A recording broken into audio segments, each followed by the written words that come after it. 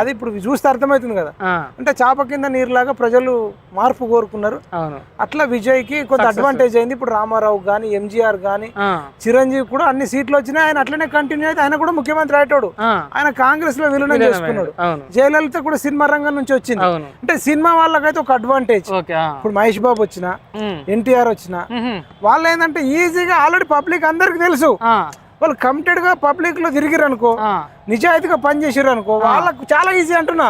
మహేష్ బాబు కావచ్చు, junior party పెట్టినా సరే సక్సెస్ అయ్యే అవకాశం ఉంటుంది. కానీ ఎవరికైనా సక్సెస్ గురించి చెప్తలే, పబ్లిక్ అందరికి తెలుసు కాబట్టి వీళ్ళు నిజాయితీగా ఆనెస్ట్ గా ఒక సిద్ధాంతంతో విద్య, వైద్యం, ఇంకొకటి అవినీతికి వ్యతిరేకంగా వచ్చి కరెక్ట్ కొట్లాడి, అరే వీళ్ళు నిజంగా ప్రజల కోసమే కొట్లాడుతారని ఒకవేళ ప్రజలు నమ్మిస్తే గెలిచిపోతారు. అదే బయట వాళ్ళు ఇప్పుడు మనలాంటి వాళ్ళకి ఇంకొంత ఎక్కువ టైం పడుతుంది అంటున్నా.